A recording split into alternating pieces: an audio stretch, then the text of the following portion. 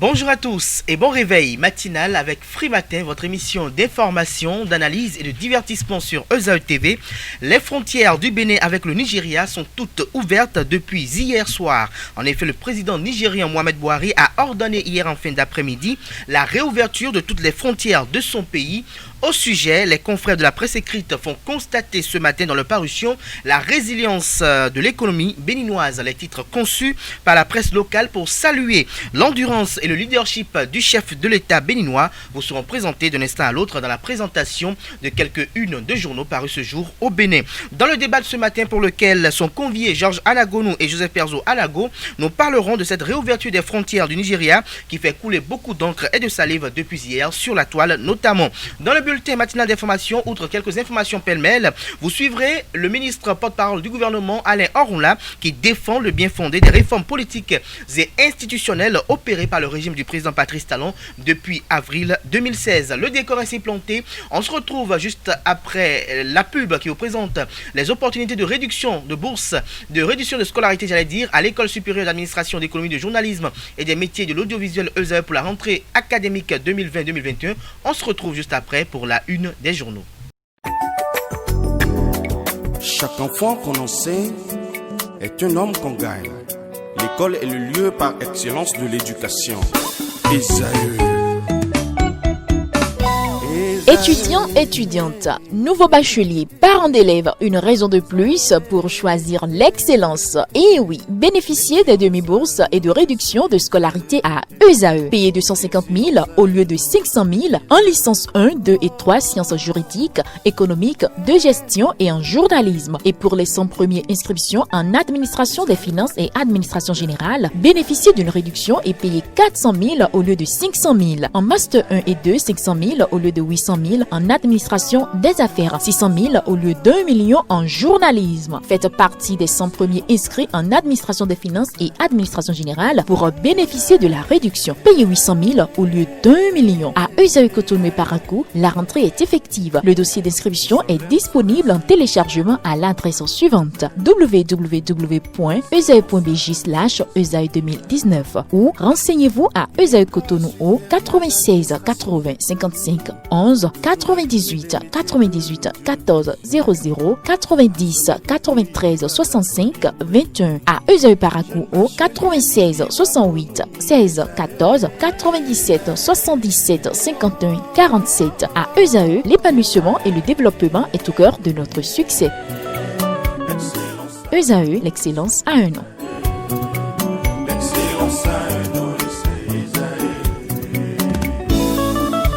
La rumba, c'est la musique des sages.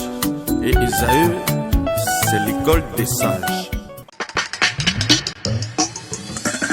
Bonjour à nouveau, chers amis internautes. Nous démarrons la une des journaux de ce matin, comme il est de coutume tous les matins, par la manchette de l'informateur qui a titré ce matin: après plusieurs mois de fermeture, le Nigeria rouvre ses frontières avec le Bénin, liesse à la frontière entre les deux populations. Le compte rendu vous est publié à la page 3 de la parution de ce matin de l'informateur, qui a également titré à la une ce matin: enseignement supérieur, ESAE renforce sa bibliothèque avec mémoire du chaudron. Des précisions à la page 7 de la parution de ce matin du Canard. Toujours à la une de l'informateur de ce matin: ordre national de mérite, Patrice Talon promeut 218 officiers et sous-officiers. Des précisions à la page 5 de la parution de ce matin de l'informateur, qui titre en deuxième titre à la une ce matin: mauvaise gestion des ressources publiques au niveau des communes. Les CSAF, CSAE et RP de l'Ouémé et du Plateau présentés à la Cour de répression des infractions économiques et du terrorisme CRIET. Les raisons vous sont révélées dans les colonnes de la parution de ce matin de l'informateur, dont l'oreille droite de la une de ce matin vous renvoie à découvrir dans les colonnes de sa parution du jour le journal École, produit par les étudiants en journalisme à l'École supérieure d'administration, d'économie, de journalisme et des métiers de l'audiovisuel ESAE. Fraternité en manchette ce matin avec l'image de la frontière du Bénin avec le Nigeria. Le Canard fait observer que l'économie du Bénin a gagné en résilience. Des précisions à la page 3 de sa parution de ce matin. Le challenge en manchette ce matin avec une photo du président Patrice Talon et de son homologue nigérien. Le Canard titre: réouverture des frontières nigérianes, Patrice Talon réussit la résilience de l'économie béninoise, l'endurance et le leadership du chef de l'État salué. Des détails à la page 3 de la parution de ce matin de Le Challenge, qui titre En deuxième titre à la une ce matin, vaine cabale contre la livraison de 3 autobus à la poste du Bénin. Le président directeur général de LBM, les Bayon Motors, s'indigne, clarifie et menace bientôt la frappe contre les ripoux. Titre le confrère, des détails à la page 3 de sa parution de ce matin. Toujours à la une de le challenge de ce matin, annulation de recrutement de 100 magistrats, les faussaires dans le viseur de Patrice Talon. Plus rien ne sera comme avant, rapporte le confrère. Le confrère de la matinée, titre en manchette ce matin, direction générale de la Caisse autonome d'amortissement qui manipule une certaine presse contre le directeur général Arsène Dansou, s'interroge le confrère de vaine cabale malgré la performance de l'institution dont il a à la charge actuellement, loin de la cacophonie et du tintamarre. Le directeur général assure et rassure sur sa méthode de gestion, fait observer le confrère ce matin et communique en manchette des précisions dans les colonnes de sa parution de ce matin. Le politique en deuxième titre à la une ce matin, appelé à la réconciliation, Boniaï prêt à tout sauf à de la simulation, fait observer le confrère de Le Politique ce matin, fait précision dans les colonnes de sa parution du jour. Nous passons à présent à Matin Libre qui titre en manchette ce matin, élection professionnelle après le report, aucune date n'est encore retenue, fait observer le confrère ce matin. L'article est à lire à la page 9 de sa parution du jour. Toujours à la une de Matin Libre de ce matin, critique contre les décisions de la Cour africaine. Le président de la Cour africaine des droits de l'homme et des peuples a réagi, rapporte le confrère. Sa réaction est publiée à la page 5 de la parution de ce matin de Matin Libre qui fait observer également ce matin. Après 1 an, 4 mois de fermeture, le Nigeria ouvre ses frontières. Des précisions à la page 2 de sa parution de ce matin. Nous passons à présent à Le Béninois libéré qui titre en manchette ce matin, livraison de 3 autobus à la poste du Bénin. L'indignation de les Bayon Motors contre les vaines attaques est publiée, à la page 2 de la parution de ce matin du Canard qui titre en deuxième titre à la une ce matin, réouverture des frontières bénino-nigérianes, Bouhari plante l'opposition. Des précisions dans les colonnes de la parution de ce matin du Canard, discours sur l'état de la nation. Patrice Talon fait le dernier du quinquennat le 29 décembre, informe Le Béninois libéré ce matin. Nous mettons un terme à la une des journaux de ce matin par le matinal, mais avant, l'Indépendant a titré ce matin à la une, injustice et inégalité dans l'enseignement supérieur. Patrice Talon doit rétablir les maîtres assistants de la 41e promotion dans leurs droits. Des précisions à la page 3 de la parution de ce matin de l'Indépendant. Et le matinal a titré ce matin en manchette, tournée présidentielle de reddition de comptes, l'intégralité des propos de Talon à Cotonou. Vous êtes transcrit dans les colonnes de la parution de ce matin de Le Matinal. Et réouverture ciblée des frontières nigérianes avec certains voisins dans le Bénin. Stratégie aux capitulations de Bouhari, s'interroge le confrère de Le Matinal ce matin. Ce sera tout pour la présentation de quelques unes de journaux. Les quotidiens sont disponibles dans les kiosques au prix de 300 francs CFA. Ils sont également accessibles en ligne. Nous passons à présent au bulletin matinal d'information de ce matin, ce fruit matin avec Atifa en Lafa. Bonjour à toutes et à tous. La séance hebdomadaire du Conseil des ministres qui se tient tous les mercredis en séance ordinaire sous la présidence effective du chef de l'État, chef du gouvernement et président de la République n'a pas eu lieu ce mercredi. Des sources annoncent Patrice Talon à Paris en France. Le président béninois aurait rallié la capitale française depuis Abidjan où il s'était rendu lundi 14 décembre dernier pour assister à la prestation de serment du président ivoirien Alassane Dramane Ouattara, investi pour un 3e mandat contesté. La réforme du secteur privé de l'enseignement supérieur a franchi une nouvelle étape dans sa mise en œuvre ce mardi 15 décembre 2020. 19 établissements privés d'enseignement supérieur, dont ESAE, ont reçu leur arrêté d'agrément. La cérémonie officielle de remise de ces agréments s'est déroulée à l'Institut des sciences biomédicales appliquées, ISBA de Cotonou, sous l'égide de la ministre de l'Enseignement supérieur et de la Recherche scientifique, Éléonore Yahi Ladécan. Reportage, c'est en Delarios Adjagweno. J'ai bien envie de leur dire bravo, félicitations avec un bon bas de toute la salle. C'est désormais officiel. L'École supérieure d'administration, d'économie, de journalisme et des métiers de l'audiovisuel ESAE et 18 autres établissements privés de l'enseignement supérieur EPES sont agréés. C'est l'aboutissement d'un processus enclenché depuis 2018 par l'État béninois en vue de garantir un partenariat performant avec le secteur privé et d'améliorer la qualité de la formation. Pour mettre en œuvre cette vision, le ministère de l'Enseignement supérieur et de la Recherche scientifique a créé le Centre universitaire d'enseignement professionnel et cet atelier a organisé des sessions du Conseil consultatif national de l'enseignement supérieur. Celles de 2018 et 2019 ont donné un avis favorable pour l'agrément de 35 établissements privés d'enseignement supérieur, pour lesquels la remise de 19 arrêtés d'agrément sera faite ce jour, 15 décembre 2020. À l'instar des autres récipiendaires, ESAE peut pousser un offre pour la reconnaissance de ses offres de formation. Vraiment, c'est un sentiment de joie et de satisfaction. De satisfaction d'un travail bien fait, d'un travail abattu et très bien fait dans le temps et dans l'espace. Je remercie Madame la ministre pour avoir poussé jusqu'au bout ce processus. Aujourd'hui, nous pouvons exhiber un document qui prouve vraiment que ESAE est agréé dans les filières dans lesquelles elle forme. La remise des agréments à cette première vague des EPS méritants inaugure la nouvelle ère de l'enseignement supérieur privé au Bénin. C'est un bonheur pour moi que ce jour arrive, enfin pour démontrer qu'un petit pas vient d'être fait. Ce pas pour chaque EPS récipiendaire n'est-il pas un grand pas pour l'enseignement supérieur privé au Bénin? L'enseignement supérieur privé vient de franchir une étape déterminante dans sa marche vers la performance et la maturité. Dans une logique d'amélioration continue, les EPS agréés de ce jour sont engagés à poursuivre ce processus d'excellence afin de parvenir rapidement à l'étape finale qui est notre homologation. La ministre de l'Enseignement supérieur et de la Recherche scientifique, Éléonore Yaïla-Decan, félicite les EPS agréés et les encourage à maintenir le cap jusqu'à l'homologation. Je sais que vous comprenez avec moi, puisque vous êtes tous du système éducatif, vous êtes tous des éducateurs, que chaque pas que l'on fait, chaque succès que l'on encourage est donc un pas d'ouverture à un autre niveau supérieur. Cela suppose que ces agréments que vous disposez ne sont que des portes d'entrée à d'autres niveaux donc de confort dans vos différentes responsabilités.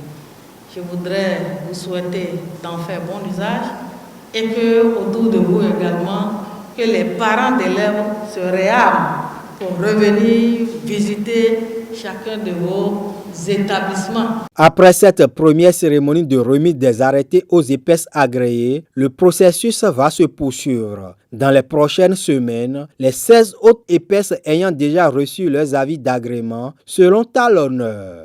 La remise des arrêtés d'agrément à la première vague des écoles privées d'enseignement supérieur vient couronner un processus long parsemé d'embûches. La ministre de l'Enseignement supérieur et de la Recherche scientifique, Éléonore Yaïla-Decan, a rassuré les promoteurs des établissements privés sur le bien fondé de la réforme. Suivant un extrait de ses propos au micro de Larios Adjagbeno. Ce processus incarne donc et traduit une réforme phare du gouvernement. Et cette réforme phare du gouvernement n'a pas sa pointe vers les établissements privés d'enseignement supérieur, mais vers tous les centres de formation qui sont dans le système éducatif.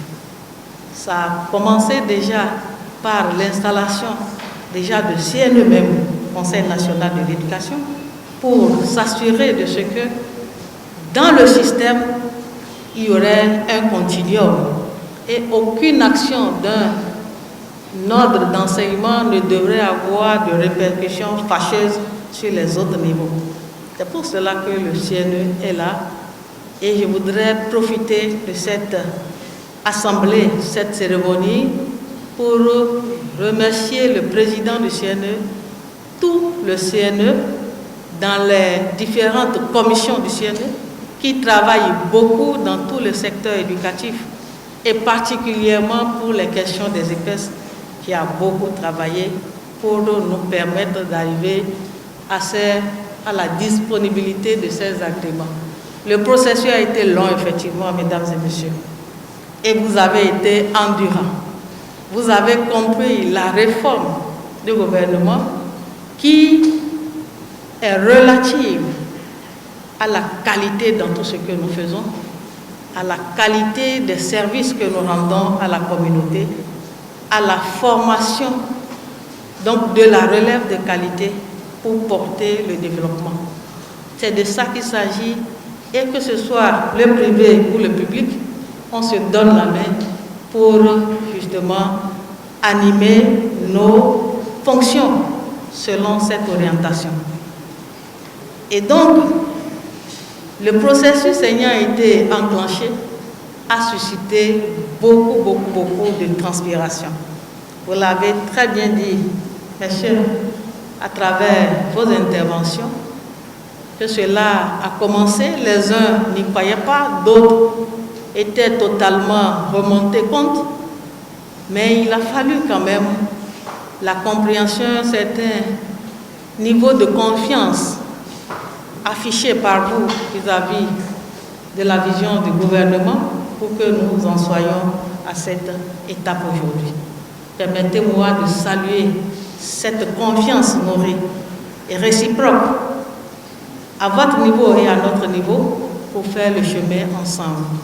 Cette réforme était nécessaire pour rendre visibles vos différents efforts.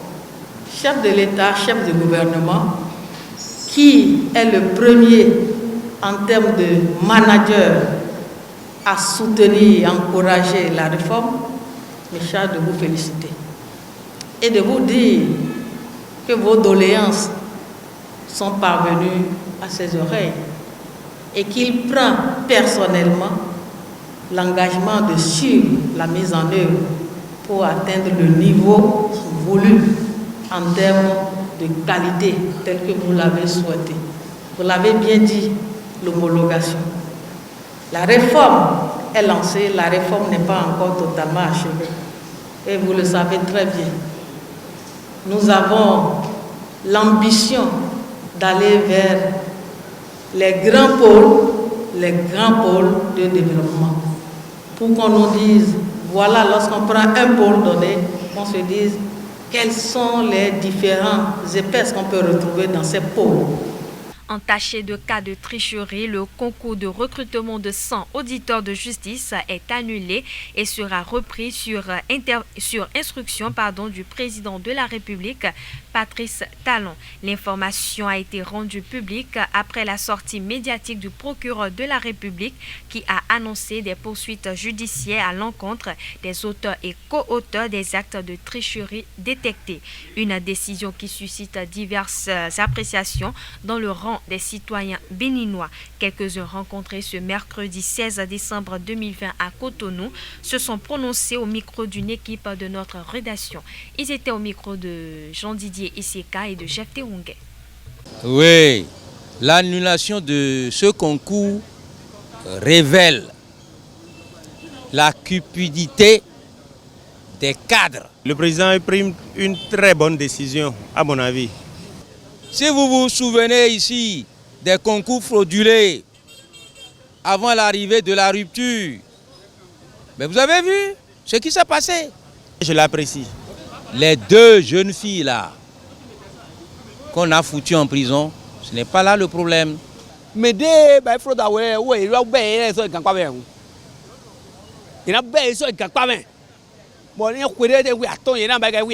comment ces corrigés types sont sortis? Ceux-là ont certainement des ralliements et des connaissances. Voilà, il faut aller à la source. Et vous allez voir, de gros bonnets seront mis à nu. Allez d'abord à la direction des examens et concours. 1. Allez au ministère du Travail et de la fonction publique. Maintenant, allez au ministère de la Justice. Là, ces trois ministères-là devraient être épinglés.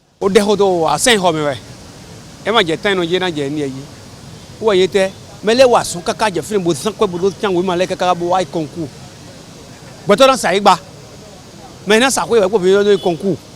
Ben c'est fini. Il y a certains candidats qui ont travaillé peut-être, qui n'ont pas eu le corrigé et qui seront admis. Mais leur chance a été ratée. Si quelqu'un a la conscience tranquille, on relance, il va encore à son concours. Président Patrice Talon, il faut les obliger à quitter ton gouvernement. Là, ça y va de ta crédibilité aussi. Disons la vérité. Est-ce que vous savez s'il y a d'autres qui préparent encore des fraudes comme ça? Vous ne savez pas. Mais si ça commence par ces ministres-là, ils auront peur. Qu'on mette de la rigueur et un bon suivi pour que de pareilles choses ne se reproduisent plus. Le ministre porte-parole du gouvernement Alain Orunla a animé hier une conférence de presse au cours de laquelle il a eu à présenter aux professionnels des médias le gain de la tournée nationale effectuée par le président de la République dans les communes du pays. Il a à l'occasion justifié et argumenté certains propos tenus par le chef de l'État qui ont fait polémique au sein de l'opinion, notamment dans le rang des détracteurs. Au cours de cette sortie médiatique, Alain Orunla a justifié le choix du gouvernement à maximiser les efforts pour la construction des routes dans le pays. Je vous invite à suivre un extrait de son argumentaire au micro de nos reporters. Je peux faire autant de développement pour ce qui concerne les routes, en reprenant cette expression que tout le monde connaît maintenant, à savoir la route du développement passe par le développement de la route. C'est répondant à cette logique qui, jusqu'à il y a quelques années, n'était qu'un vain slogan que le régime du président Patrice Talon, avec abnégation, s'est investi dans une construction effrénée d'infrastructures routières. À Cotonou, vous voyez les villes, les rues bitumées. C'est-à-dire qu'on relie chaque commune à l'autre, chaque arrondissement à l'autre, chaque rue à l'autre.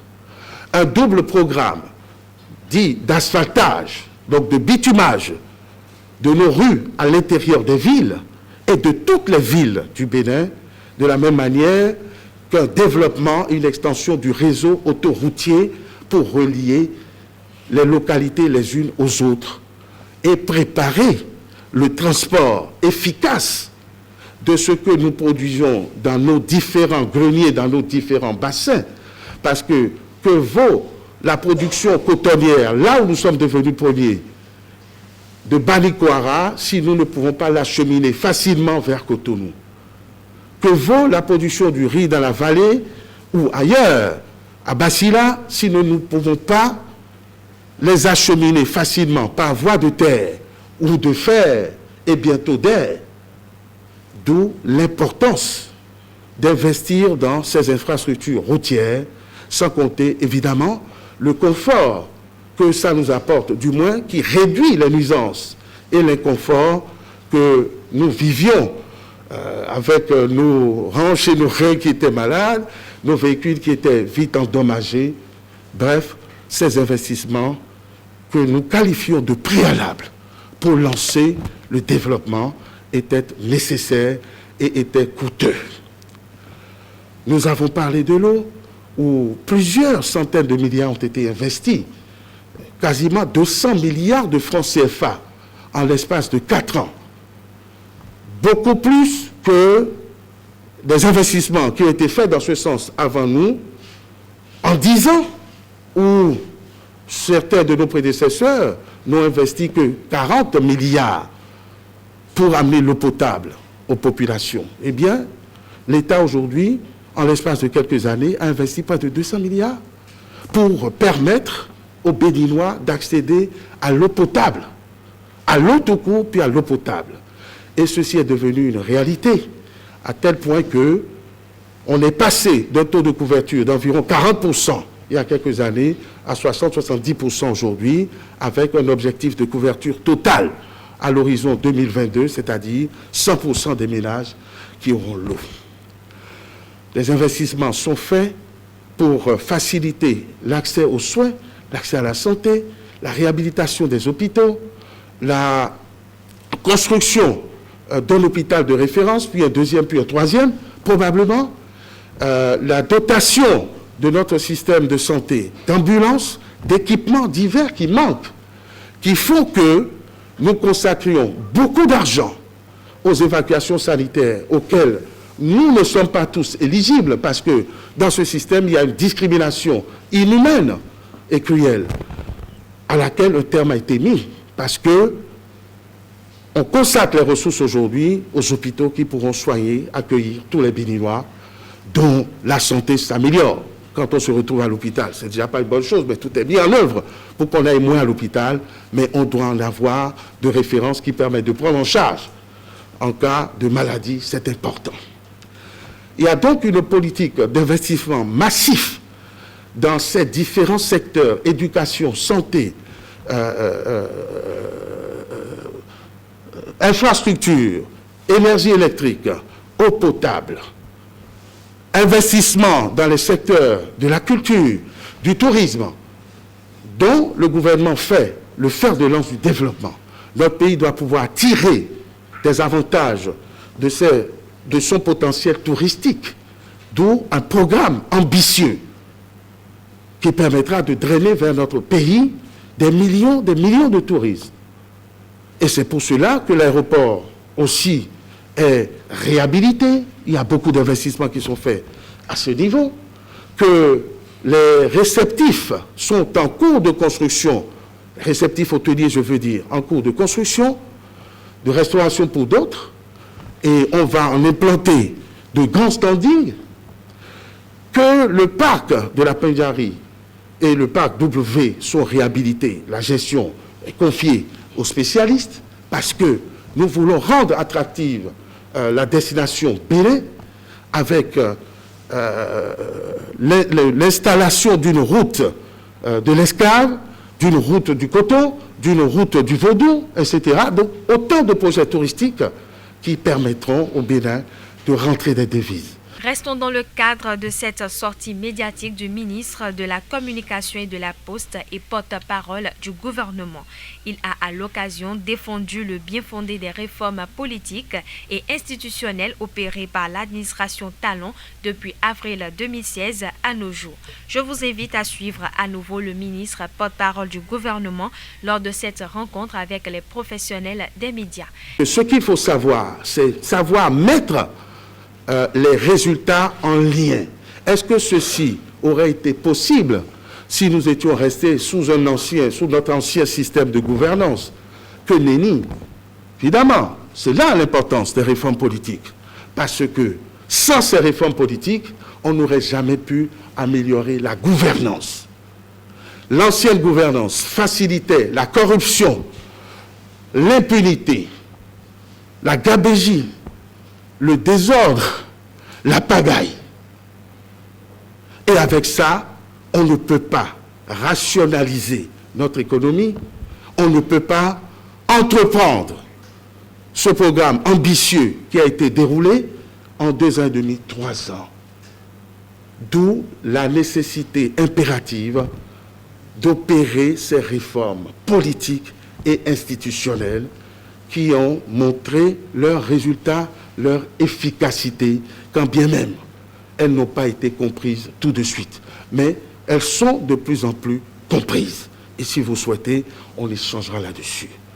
Ces réformes qui ont permis de révéler des Béninois de type nouveau, comme l'a expliqué le président de la République, nous n'avons pas fait ce travail. Nous ne sommes pas parvenus à ces résultats qui ne sont pas la panacée. On n'a pas dit que le Bénin est totalement transformé. On a dit que c'est un autre pays. On n'a pas dit que tout est déjà achevé ou accompli. Mais c'est un bon départ, un bon démarrage, de bonnes bases, de bons préalables qui ont été posés. Mais ça n'a pas été fait avec des Chinois, avec des Burkinabés, avec des Ivoiriens, comme dit le président. Ça a été fait avec les Béninois, à qui on a inculqué de nouvelles habitudes. Les Béninois, nous qui commençons à avoir d'autres réflexes, des réflexes de développement, des réflexes de discipline, parce que sans la discipline, on ne peut pas parvenir au progrès. Des réflexes de bons citoyens, parce que tout ce qui a été entrepris et bâti ne l'a pas été avec de l'or. Nous n'avons pas d'or. Ne l'a pas été avec du pétrole. Nous n'en avons pas encore. Et d'ailleurs, le président de la République ne souhaite pas qu'il y ait du pétrole dans cette ambiance, puisque ça peut amener à la guerre, comme ça le fait dans d'autres pays. Et il faut être suffisamment ordonné, discipliné, pour pouvoir gérer les fruits des réserves pétrolifères. Nous avons fait tout ceci avec nos propres ressources, c'est-à-dire les impôts qui sont collectés. Enfin, les impôts qui sont collectés, qui sont rationnellement collectés et rationnellement utilisés. Là également, la bonne gouvernance oblige à lutter âprement contre la corruption, parce que cette corruption facilitait le siphonnage de nos ressources qui ne pouvaient donc plus être consacrées au règlement des traitements des fonctionnaires, qui ne pouvaient plus être consacrées au service des dettes onéreuses que nous contractions et qui ne pouvaient donc pas être consacrées au développement de nos infrastructures, au développement des infrastructures socio-communautaires et de tout ce qui fait que la communauté des Béninois aille de mieux en mieux. Il y a donc nos ressources, essentiellement et exclusivement, qui ont permis d'aboutir à ces résultats modestes, même si c'est important dans le contexte de notre pays, parce qu'on essaye de rattraper un retard cumulé depuis de nombreuses décennies. Si autant avait été fait il y a 60 ans, on n'en serait plus là. Et on essaie de rattraper ces retards, c'est une constante que nul ne peut nier. Donc ça a été fait avec nos ressources, parce que nous sommes disciplinés. Et c'est en cela que le président de la République, dans son humilité, reconnaît que les progrès que nous avons engrangés sont le fruit, non pas seulement de son leadership, il est modeste, mais on le lui doit beaucoup, à son gouvernement, aux institutions, mais aux efforts du peuple béninois, grâce à qui on a réussi à avoir ces résultats. Donc le mérite doit être attribué à ce peuple, et nous passons évidemment par votre canal pour le faire savoir à chacun des Béninois, qui rend tout le monde fier d'appartenir à cette nation. Et le président de la République n'a raté aucune occasion de rappeler sa fierté d'être béninois. Il est allé même loin, constamment, en disant que s'il devait renaître, il souhaiterait renaître béninois. Ainsi se referme ce bulletin matinal d'information. Merci pour votre attention et à demain. Merci à vous, Atifa Olafa, pour la présentation de ce bulletin matinal d'information. On retrouve à 19h Billy Laibi pour la grande édition du journal télévisé sur EZAE TV. Place à présent au débat sur Free Matin. Le débat sur Free Matin, Georges Analagonou, bonjour. Bonjour Kader. Merci d'être à nos côtés ce matin. C'est moi. La pleine forme, j'espère. Ouais, ça va. C'est vrai que c'est pas évident de se réveiller tôt et de se retrouver ici, mais bon, par rapport à l'âge, mais on fait l'exercice. Merci beaucoup, Joseph Perzonago. Bonjour et merci pour ce sacrifice également. Bonjour, chers confrères. Bonjour à vous. Alors, Joseph Perzonago, vous êtes professionnel des médias. Vous avez appris depuis hier que le Bénin a ouvert ses frontières avec... Le Nigeria plutôt a ouvert ses frontières avec le Bénin. Dites-nous, est-ce que cela est le fruit de la résilience de l'économie béninoise? Bon, chers confrères, la réouverture des frontières du Nigeria, fermée depuis août de l'année dernière, ne saurait être le fruit d'une résilience quelconque du Bénin. Non. Résilience entend la capacité d'endurance d'un individu, d'une chose ou d'un environnement par rapport à une conjoncture.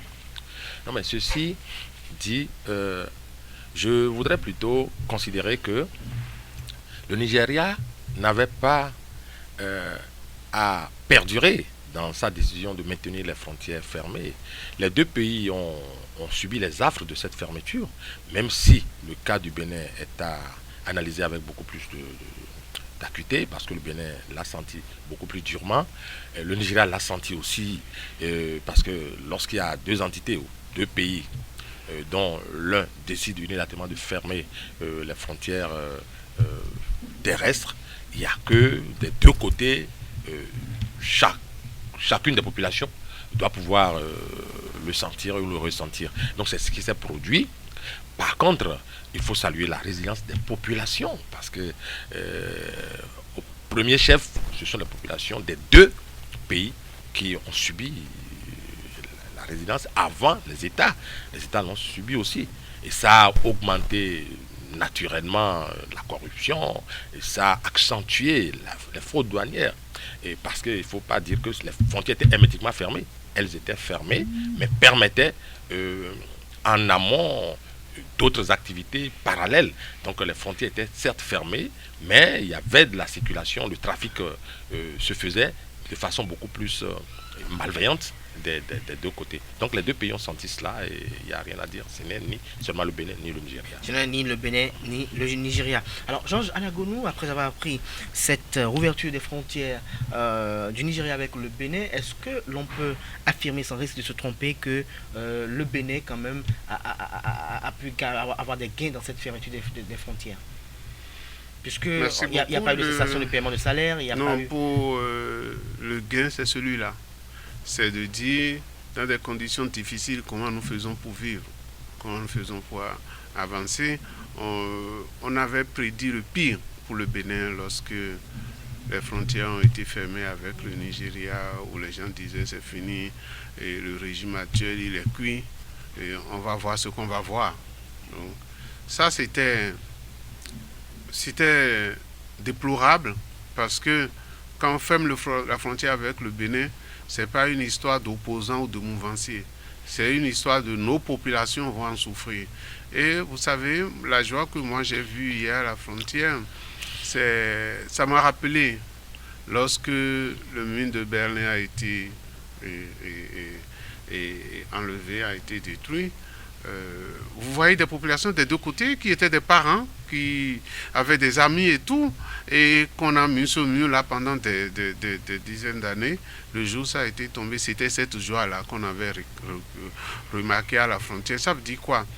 Qu'il y a des parents, des familles de part et d'autre. Lorsque vous allez à craquer, et vous voyez seulement la limite frontière, mais en réalité, les deux populations vivaient ensemble, se mélangeaient.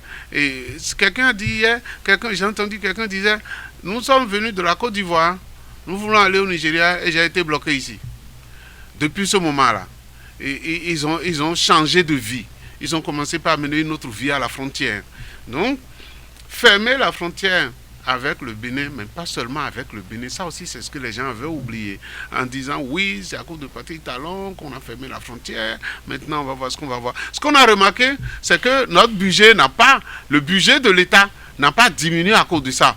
Et pourtant, personne ne peut nier, comme tu le disais, la masse d'affaires, la quantité d'affaires qui circulent entre le Bénin et le Nigeria à cette frontière, c'est vraiment considérable. La masse d'argent qui est brassée là, c'est vraiment considérable. Mais c'est notre capacité à nous adapter à cette nouvelle situation. C'est de ça que les gens parlent, perso. Et il fallait être ingénieux pour maintenir l'État, parce que faire les affaires avec le Nigeria, c'est rentrer dans l'habitude des gens depuis.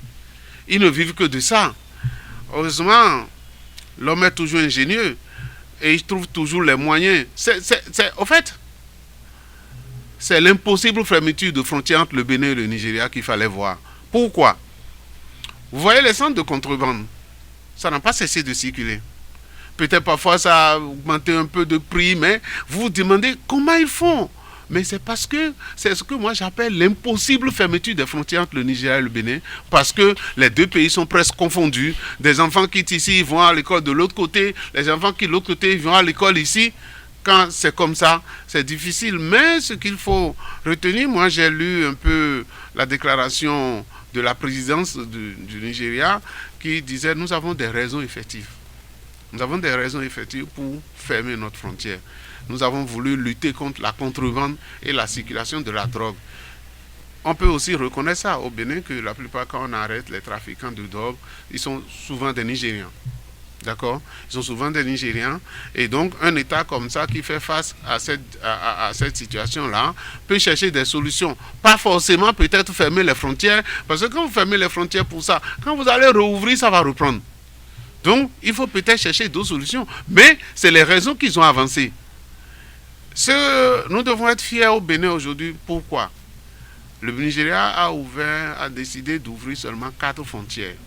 Et parmi ces 4-là, il y a notre frontière. C'est dire que le Nigeria mesure l'importance des échanges commerciaux qu'il y a entre le Bénin et le Nigeria.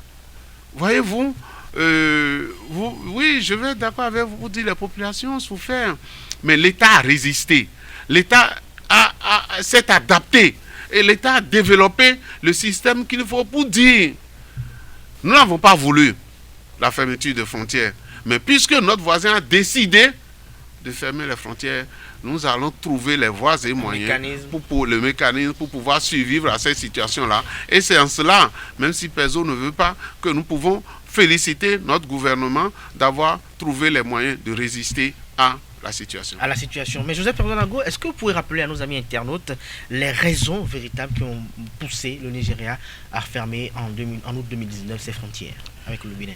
Alors, sans être un ardent défenseur du Nigeria, le Bénin aurait eu ces mêmes raisons que nous applaudirons. Pourquoi? Le Nigeria, aux premières heures de ce mois d'août, les responsables nigériens, qui avaient déjà averti de ce qu'il y avait des trafics illicites entre le Bénin et le Nigeria, qu'ils allaient procéder à la fermeture de leurs frontières. Ils ont avancé, certains responsables de la sécurité ont avancé que Boko Haram et autres groupes armés faisaient circuler des armes entre les deux pays. Nous n'avons pas des outils de mesure pour apprécier. Chaque pays apprécie à son niveau les éléments de sécurité qui le concernent. Donc, le Nigeria a avancé cette raison. Le Nigeria a avancé des raisons de produits illicites, à savoir même des marchandises. Ou alors, même le Nigeria est allé jusqu'à dire qu'il y a une quantité énorme, et ça, nous le savons tous, de riz régulièrement déversé sur le marché nigérian et qui ralentissait la production locale. Alors qu'ils ont relancé la culture du riz à l'interne. Et donc, le Nigeria a avancé des raisons. Moi, je trouve que certaines raisons peuvent ne pas être vraies ou réelles, mais c'est des raisons qui tiennent. Et donc, autant de raisons que le Nigeria a avancé. Bon, si à l'arrivée, ils ont retenu que 2 ou 3, je dis, au départ, il y en avait plusieurs, et toutes sont valables. Maintenant, et dans ces conditions, moi je ne voudrais pas répondre à mon vis-à-vis pour dire que quand on dit l'État, d'accord, si vous nous demandez d'aborder l'aspect État ou le volet État, je dirais que rien qu'au niveau des cordons douaniers, plus de 20% du trafic, c'est-à-dire le PIB du Bénin à hauteur de 20% pratiquement ou plus, est lié au trafic avec le Nigeria, par exemple. Dire que l'État, se féliciter, se battre la poitrine par rapport à cela. Moi, je voudrais rappeler à mon vis-à-vis que je maintiens le fait que les populations, il va falloir les féliciter, reconnaître leur résilience. Parce que n'oublions pas qu'il y a des producteurs de tomates, d'Azové, de Didia ou sais-je encore, qui ont produit, les premières heures, on a vu des quantités, des tonnes de tomates qui pourrissaient. Et il y a des légumes qui quittent ici. Et donc, ce n'est pas l'État qui produit ces légumes, ce sont les populations. C'est ça pourquoi, à l'entame de cette émission, j'ai tenu à féliciter la résilience, la capacité de résistance de ces populations. Il ne faut pas l'ignorer. Maintenant, j'ai aussi dit ceci. Ce n'est pas que les frontières ont été hermétiquement fermées. Des deux côtés, le Nigeria en a souffert, et ça, j'ai été clair là-dessus. Les populations, et moi, j'aime beaucoup plus mis l'accent sur les populations. Oui, parce que je vais vous dire ceci, les gouvernants, il y en a qui ne savent même pas le prix du riz, par exemple. Ils ne savent même pas le prix de la tomate. Ils ne connaissent pas. Interroger 2 ou 3 ministres sur des prix spécifiques de certains biens de consommation, ils vous diront qu'ils ne connaissent pas ce que c'est. Par contre, quand on descend au sein de la population, on sait ce que c'est que le Nigeria. Et nous consommons beaucoup de produits Nigeria, de par toutes les frontières. Et quand on va au nord, c'est encore pire. C'est parce que nous voyons ici. Tout au long des frontières que partage le Bénin avec le Nigeria, les populations vivent que ça. Au Bénin, il y a même des zones où les réseaux GSM sont des réseaux nigériens. Le Naira est utilisé sur le territoire béninois à des endroits donnés. Ce sont ces populations qui ont été résilientes de mon point de vue. Maintenant, pour ce qui concerne l'État, au niveau des cordons douaniers, on ne peut pas s'en cacher.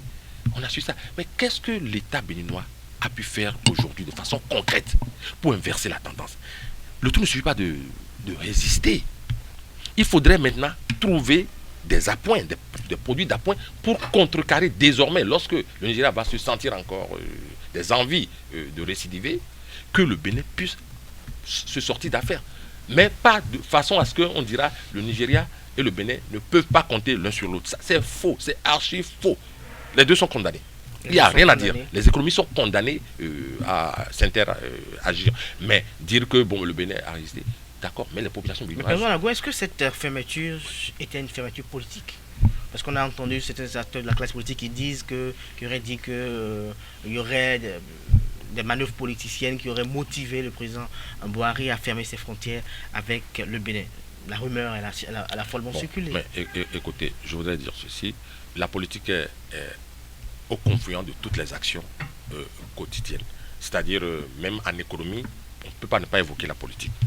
Le Nigeria n'a pas fermé que les frontières qui le relient au Bénin, du côté du Cameroun. Mais moindrement, on a remarqué qu'au niveau du Niger, du Cameroun, on a remarqué que, et du Tchad accessoirement, que les affres n'ont pas été ressenties comme le Bénin les a ressentis, ce qui a fait croire à certains. Mais je voudrais aussi, sans apporter de l'eau au moulin de ceux qui ont soutenu cette hypothèse, qu'il y a ceci. Ce n'est pas la première fois que le Nigeria est amené à fermer ses frontières avec le Bénin. Ça s'est passé des années écoulées. Enfin, sous Kérékou, on a constaté cela. Sous Yaïbouni, on a constaté cela. Bon, alors la question que je vais me poser, ou que je vais poser aux stratèges, comment se fait-il que sous Kérékou, où cela pouvait dégénérer, il y a eu un certain nombre d'actions que je voudrais qualifier de diplomatiques ou de bon voisinage qui ont permis d'éteindre cette fureur du géant voisin. C'est 180 millions de consommateurs de l'autre côté. Et donc, moi, je voudrais dire, il y a eu des actions souterraines sûrement entre les deux pays en termes de diplomatie. Mais est-ce que cela a été suffisant pour que au moins on puisse amoindrir les effets de cette fermeture? Parce qu'il y a eu le Nigeria s'est levé un beau matin, comme c'est à son habitude, et a fermé sous Kérékou. Et on a vu quelques jours après, il y a eu réouverture, après négociation, après discussion. Bon, je pense que ça participe aussi de la vie des nations. Jean Lagoulou, vous avez suivi tout à l'heure votre vis-à-vis. Dites-nous, par quelle alchimie le Bénin s'est pris pour essayer de résister à cette fermeture? Parce que les gens avaient prédit quand même qu'il y aurait véritablement un effet assez considérable et remarquable sur l'économie béninoise avec cette fermeture et que probablement dans les mois qui allaient suivre, on allait assister à une situation où il y aurait une cessation de paiement des salaires. Merci beaucoup. Au fait, il faut éviter de parler de la fermeture des frontières comme quelque chose voulu par le Bénin, comme quelque chose qui dépend du comportement des Béninois ou bien du gouvernement béninois vis-à-vis du Nigeria. C'est pas ça. Le Nigeria a fermé les frontières d'avec ses voisins. Ce n'est pas son voisin béninois. Si vous dites que nous avons senti ça plus, c'est parce que nous faisons beaucoup. Et le trafic, en fait, le port du Bénin, de Cotonou, plus aussi le port du Nigeria. Le port du Bénin est aussi en quelque sorte le port du Nigeria. Je suis d'accord. Donc, lorsque les liens sont serrés comme ça, plus qu'avec d'autres pays, je suppose, c'est normal que les Béninois puissent sentir cela. Mais ce qui est important, c'est le génie du Béninois à pouvoir s'adapter à la situation. J'ai parlé tout à l'heure, tu as parlé de leur apport dans notre PIB, c'est vrai. Mais on aurait alors pensé en ce moment que lorsque la frontière est fermée, que notre budget en souffre. Mais le contraire est venu parce que le budget a augmenté d'année en année quand c'est arrivé. Le gouvernement prend des dispositions, ce n'est pas pour le gouvernement comme ça, c'est pour les populations. C'est au nom des populations que le gouvernement a mené toutes les activités, les actions qu'il faut. Rappelez-vous, je pense qu'il y a quelques jours, quelques semaines, le chef de l'État dans sa sortie a dit quelque part les frontières avec le Bénin, avec le Nigeria seront rouvertes bientôt. Il a dit quelque chose comme ça. S'il le dit, c'est parce qu'il compte aussi les démarches qui sont en train d'être menées pour aller dans ce sens-là. Et rappelez-vous, au niveau de la CEDEAO, des voix se sont levées pour dire, compte tenu de des textes qui nous lient, on ne peut pas fermer les frontières comme ça. Mais moi, j'ai dit, je n'accuse pas le Nigeria non plus. Le Nigeria a ses raisons de pouvoir décider, de contrôler ses frontières pour et limiter un peu la contrebande ou même des actions de terrorisme et tout. Vous savez, lorsque la frontière est fermée avec le Nigeria, c'est aussi que le Nigeria empêche les mauvaises choses qui peuvent quitter là-bas et venir ici. D'accord? Les velléités de Boko Haram et tout ça, au moins, bon, à quelque chose de malheur, bon. Donc, le Nigeria empêche ces gens-là aussi de venir chez nous. Voyez-vous? Et nous aussi, on bénéficie quelque part de cela. Mais ce n'est pas le gouvernement, effectivement, qui vend des tomates au Nigeria. Ce n'est pas le gouvernement qui vend du maïs au Nigeria. Je sais que les gens en ont souffert, même dans le Nord. Parce que quand on produit le maïs chez nous, c'est aussi pour le Nigeria qu'on produit ça. Il y a des Nigérians qui viennent, surtout dans le Nord, qui achètent des champs de maïs et qui emportent tout ça là-bas. Ceux qui sont dans ce business aussi ont souffert. Je suis d'accord. Mais ce n'est pas nous, ce n'est pas le gouvernement béninois qui a demandé au gouvernement du Nigeria de fermer ses frontières. Ça s'est imposé à nous. Et donc, ce que vous devez chercher à savoir, vous avez dit l'individu à son niveau, les populations à leur niveau ont souffert et ont pris des mesures. Mais celui qui a pris plus de mesures, c'est l'État. Parce que quand l'État prend des mesures, c'est pour protéger les populations. Et donc, moi, je n'ai pas voulu voir. C'est ce que je disais pour dire, on a vite fait de transformer ça en affaire politique chez nous. D'aucuns ont même soupçonné l'ancien président pour dire que c'est parce qu'il n'est pas bien avec le nouveau et que lui, comme il est très proche des Nigérians, c'est pour ça que c'est arrivé. Je pense qu'il faut éviter ces extrapolations-là et savoir que les relations d'État à État sont autres. Ce n'est pas d'individu à individu. Donc, le Bénin, aujourd'hui, nous pouvons être fiers parce que, comme nous l'avons démontré sur ce plateau-là, c'est important, les relations entre le Bénin et le Nigeria. D'autres pays auraient fermé, qu'on n'aurait pas senti ça comme ça. Je suis d'accord avec vous. C'est pourquoi j'ai dit, c'est comme vous fermez la frontière entre le Togo et le Bénin. C'est peut-être fermé maintenant, mais il n'y a pas de jour où quelqu'un ne quitte pas Lomé ou bien le Togo et qui vienne au Bénin. Et il n'y a pas de jour où quelqu'un ne quitte pas le Bénin et qui aille au Togo. C'est l'impossible fermeture dont je parle, pour dire les populations trouveront toujours les moyens de pouvoir échanger entre eux. Tu trouves des gens au Nigeria, quand tu vas à Sémé, tu trouves des gens de l'autre côté qui parlent proprement le Goum, et tu parles des gens ici qui parlent le Goum aussi. Comment tu peux déterminer que celui-là il n'est pas béninois, sauf quand vous présentez des pièces? Dans ces conditions-là, nous allons féliciter le Bénin, nous allons féliciter nos populations qui ont pu la résilience, comme tu l'as dit, mais nous allons féliciter notre État, notre gouvernement, qui a trouvé les moyens d'amortir un peu le choc, d'amortir un peu les conséquences qui pouvaient découler de cette fermeture-là. Vous avez dit que dans le passé aussi, on a fermé, que la rouverture a été vite. Je le rappelle encore, ce n'est pas seulement avec le Bénin que les frontières ont été fermées. Mais nous ne sommes pas restés ici pour entendre, ils ont ouvert avec le Niger quand même, et ils ont laissé le Bénin. C'est en ce moment qu'on peut même se poser plus de questions. Mais la règle a été la même au Nigeria vers tous ses voisins. Nous pouvons être fiers aujourd'hui qu'ils en ont décidé d'ouvrir 4, et parmi ces 4-là, les frontières du Bénin y compris. Joseph Personnel, pour finir, quelles seront les perspectives d'avenir par rapport à cette frontière qui est rouverte?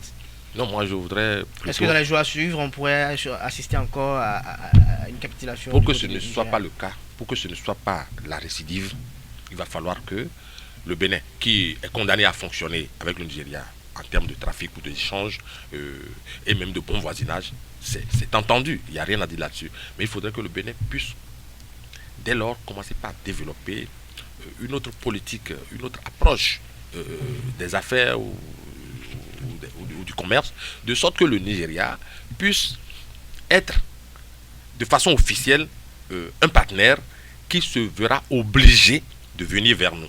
C'est-à-dire, la tendance aujourd'hui, on croit que c'est seulement le Bénin qui a plutôt intérêt à aller vers le Nigeria. Mais on oublie que le Nigeria aussi a grand intérêt à venir vers le Bénin. C'est qu'il faut plutôt accentuer cet intérêt, de sorte que des productions du Bénin soient demandées constamment au Nigeria. De sorte que fermer la frontière pourrait venir, bon, je ne le souhaite pas, du Bénin. Le Bénin peut dire, bon ben, nous fermons nos frontières. Nous fermons nos frontières, pas pour des raisons de sécurité, mais nous fermons nos frontières pour protéger nos produits, par exemple. Cela pourrait arriver si le Bénin a de quoi intéresser le Nigeria durablement. Pas servir de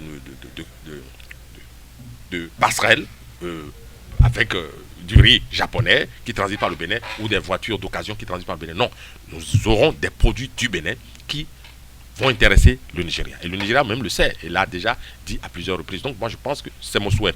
La perspective, c'est ce que je voudrais dessiner pour mon pays. Que notre production de tomates intéresse le Nigeria au point où des cargaisons de véhicules négocieront l'achat de nos tomates ou d'autres choses qui plaisent bien aux Nigériens, et que le Bénin devrait s'arranger pour être producteur ou fabricant. Bon, moi, c'est mon souhait et c'est ma perspective. C'est votre souhait. Jean-Jean Agonou. Oui, même maintenant, le Nigeria a toujours besoin de nous. Même du riz dont vous parlez là. Le Nigeria, vous savez, on a eu des preuves. C'est-à-dire que des signes et des militaires nigériens qui rentraient dans les trucs à Igolo et tout, et qui ramassaient tout ce qu'il y a comme riz qui partait pendant la fermeture. Donc, ils ont besoin. Mais ce n'est pas produit au Bénin ce riz. Non, je viens. En matière de production locale, le Bénin aussi produit du riz. D'accord? En matière de production locale. Mais nous ne sommes pas encore arrivés à l'autosuffisance dans ce domaine-là. Ce qui fait que nous pouvons toujours... Et puis, il faut aussi laisser le choix à l'homme. Le choix à l'homme. Je suis libre de consommer le riz produit à Glazoué que de consommer le riz qui vient de la Chine ou du Japon. C'est aussi ça la liberté de l'individu. Peut-être que le riz du Bénin, on va développer des stratégies qui vont faire que ce serait plus attrayant.